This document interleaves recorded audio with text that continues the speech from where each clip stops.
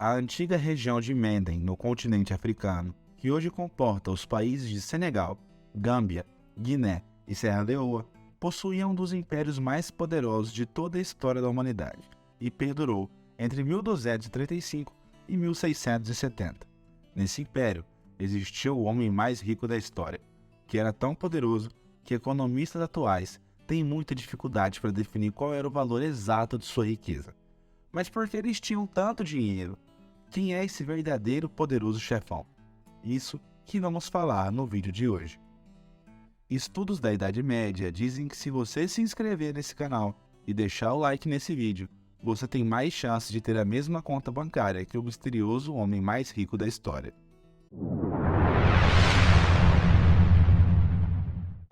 O Império Mali se estabeleceu na região de Menden, localizado no noroeste da África, próximo ao rio Níger, e foi o império que tomou a maior parte do território do continente africano. O regime de governo do império era de monarquia, e seus imperadores eram denominados de mansas. Eles eram invejados por alguns outros povos que diziam que com certeza as pessoas que moravam no território Mali eram mais felizes, pois acreditavam nos elementos da natureza e não possuíam religião oficial, tolerando todo e qualquer tipo de religião que seus habitantes quisessem ter.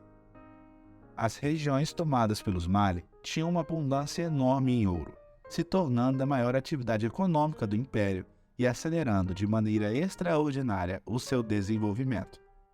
A sociedade se dividia em nobres, que eram imperadores de família, homens livres, que eram comerciantes, artesãos e agricultores, e prisioneiros de guerra. Dá para ver que para aquela época parecia ser uma governabilidade bem menos burocrática do que a gente ouve.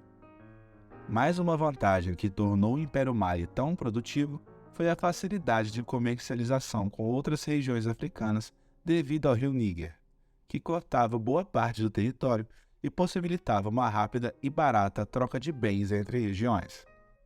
Naquela época, o uso de moedas ou notas como meio de troca ainda não era difundido, e isso não era diferente para o Império Mali, que usava o ouro em pó, sal e cobre como bens de negociação.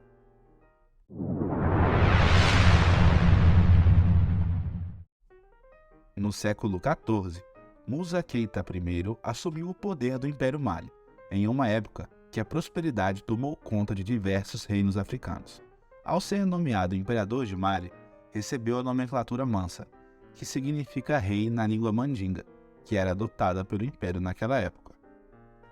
O novo Mansa Musa foi responsável por expandir as riquezas dos Mali, estreitando relações com outros países da África, Europa e do Oriente Médio.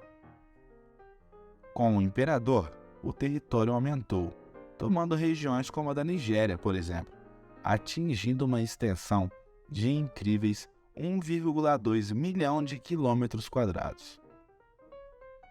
Já se sabia que existia ouro em abundância na região, mas durante o governo de Musa, foi descoberto que era praticamente impossível usar e extrair todo aquele ouro que existia, o que trouxe mais conforto para o governo.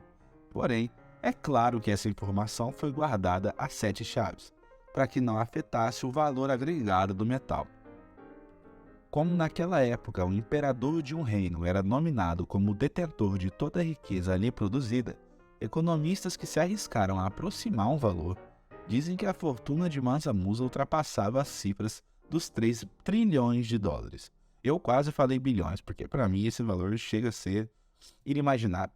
É 15 vezes maior do que a riqueza de Elon Musk.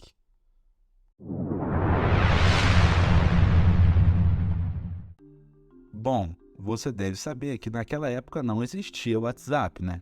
Então, mesmo sendo o homem mais poderoso de todo o planeta naquela época, Mansa Musa não era uma das personalidades mais conhecidas do planeta. E foi por isso que ele iniciou uma caravana de mais de 6.000 quilômetros em direção a Meca, local sagrado para o povo muçulmano. Legal lembrar que Mansa Musa era islâmico. Com um dinheiro infinito, é óbvio que ele não ia poupar despesas, né? A viagem reuniu mais de 60.000 homens, sendo 1.000 deles apenas assistentes pessoais de Mansa Musa. Além de pessoas, ele mandou centenas de camelos carregados com barras de ouro. No caminho, o grande imperador resolveu fazer uma boa ação. Por que não, né? Ele decidiu parar na capital do Egito, Cairo, e doar uma boa parte do ouro que estava carregando. Porém, essa pouca quantidade para ele era tão grande para o povo egípcio que gerou uma crise inflacionária pelo aumento repentino de poder de compra das pessoas. Tal crise levou incríveis 12 anos para ser normalizada. Isso era o poder de Mansa Musa simplesmente quebrar um país.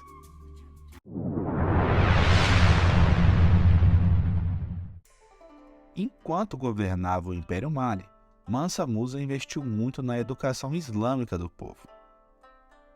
Ele construiu inúmeras mesquitas, escolas, bibliotecas, museus e muitos centros de entretenimento da época, que eu não faço ideia de como eles se divertiam naquela época, agradando muita população que nunca ousou em realizar qualquer tipo de oposição, já que a região crescia muito rapidamente, gerava empregos e aumentava o poder de compra da população.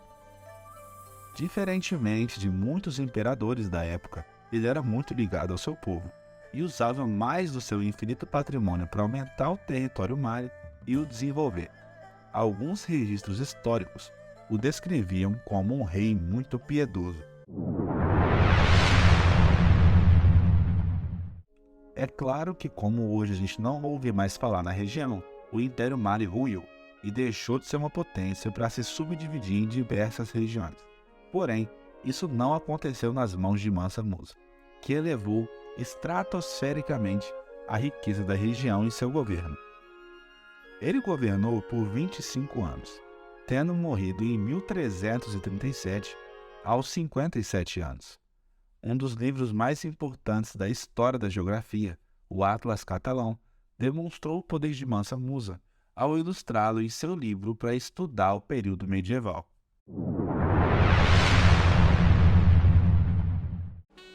Minha gente, quem quer Elon Musk na fila do pão, hein? O que você achou da figura de Mansa Musa? Deixa aí nos comentários. Por aqui, a gente achou no mínimo diferente. Não esquece de se inscrever e curtir o vídeo. Se você chegou até aqui, é porque você curtiu o conteúdo. Então deixa uma sugestão pra gente aqui nos comentários. Forte abraço e até o próximo vídeo.